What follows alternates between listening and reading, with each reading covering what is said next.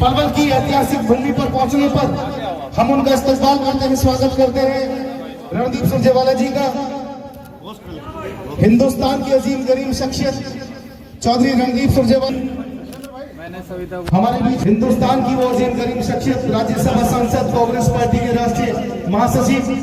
मुझे इकबाल का वो शेर याद आता है कि हजारों रणदीप सुरजेवाला जी हरियाणा के वो ढील जिनमें हरियाणा का किसान, मजदूर, कर्मचारी, शिक्षित, बेरोजगार युवा, हर धर्म हर जाति का व्यक्ति और पलवल की सरदारी की तरफ से पगड़ी बांधकर जिनको आप टीवी चैनल्स पर देखते हैं, देश की सबसे बड़ी पंचायत, बड़ा जो सदन है हमारा राज्यसभा, वहां पर चाहे संविधान की बात हो, चाहे वो संवैधानिक तरीके से रखते हैं तो रणदीप सुरजेवाला जी रखते हैं। चौधरी रणदीप सुरजेवाला, चौधरी रणदीप सुरजेवाला, चौधरी रणदीप सिंह सुरजेवाला।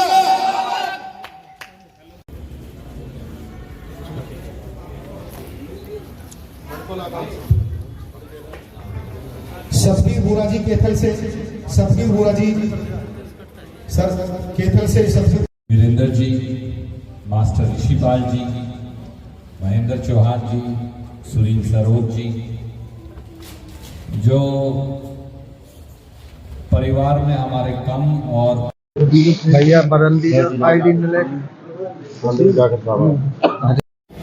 चैलेंज देकर के मुख्यमंत्री को नाम नवाइए, कहा था कि अगले 24 घंटे में तुम मुख्यमंत्री पद पर नहीं रहेगा, और वो नहीं रहा।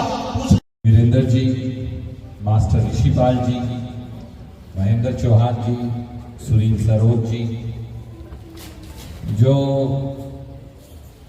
परिवार में हमारे कम और बेटों को, बेटियों को इस बात के लिए मजबूर कर देता है कि वो अपनी संसद पर ही हमला बोल दे, वो अपनी संसद के अंदर ही कूद जाए। वो जो उन्होंने अपनी वोट डाल के चुनी, वो शायद जो इतनी बड़ी बेरोजगारी और महंगाई, राहुल गांधी जी ने कहा कि शायद इतनी भीषण कम बेरोजगारी और महंगाई इस देश के अंदर इस समय है। पेट पालना, पेट काटने की बात हो गई है। पेट काटकर परिवार का गुजारा आदमी चला रहा है। आप सब जो आप यहां बैठे हैं, मध्यम वर्ग के लोग, कोई किसान हो सकता है, कोई और छोटा मोटा व्यवसाय या कर्मचारी भी हो सकता है। आप अपने मन से पूछ लीजिए, अपने घर का खर्चा हम सब कैसे चला रहे हैं। हरियाणा प्रांत में पिछले 9.5 साल से, पहले बीजेपी का अकेली का और अब बीजेपी और जेजेपी का राज है।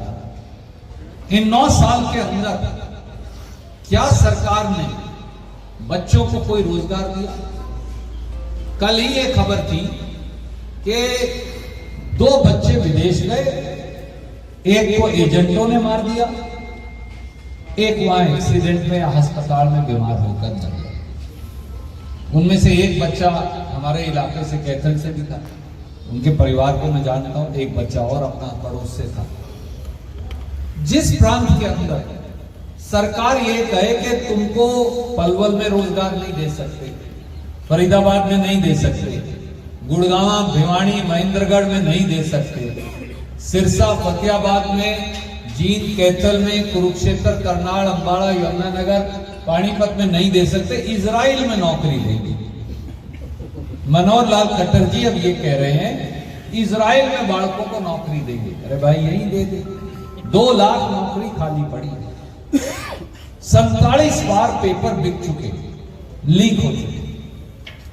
आपके घर में भी बच्चे हैं, लड़के लड़कियां दोनों, जो नौकरियों की आस में, लाखों रुपया लेके हमने पढ़ाए, खर्च करे बच्चों के लिए।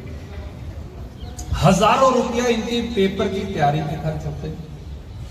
कोई अगर हम नहीं जागेंगे, हम तो राजनीतिक पार्टी से हैं, हम अपनी लड़ाई लड़ेंगे, ये हमारा कर्तव्य है।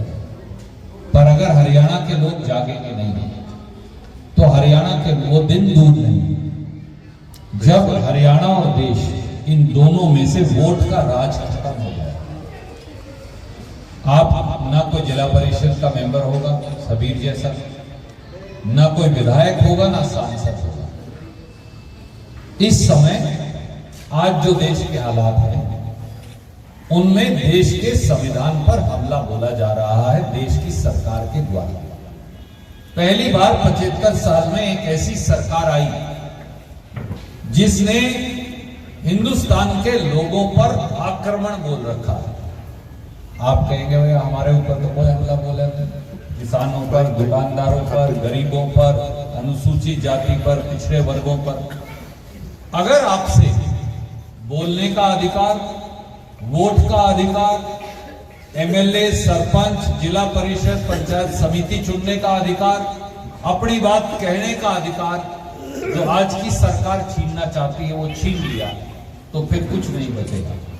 प्रजातंत्र अगर खत्म हो गया तो ना कोई किसान की बात सुनेगा, ना दुकानदार की सुनेगा, ना किसी गरीब की सुनेगा, ना किसी और बिरादरी की सुनेगा। और आज प्रजातंत्र पर हमला बोला जा रहा है। पहली बार 75 साल में ऐसा हुआ कि देश के प्रधानमंत्री नरेंद्र मोदी जी और उनकी सरकार ने 141 एमपी संसद से ही बाहर निकाल दिया। 43 हो गया। हम कुछ नहीं कह रहे थे, हम सिर्फ ये कह रहे थे कि सरकार को जवाब देना चाहिए किन हालात में जो उन बच्चों ने किया, चाहे उन्होंने वो रंग वाला पटाखे चलाए, अगर वो कोई जहरीली गैस होती तो सब लोग मर सकते। तो मैं इसलिए, ईश्वर भाई हैं, सुरेश भाई यहां खड़े हैं, देवेंद्र भाई साहब से एक दिन बात कर रहा था, अगर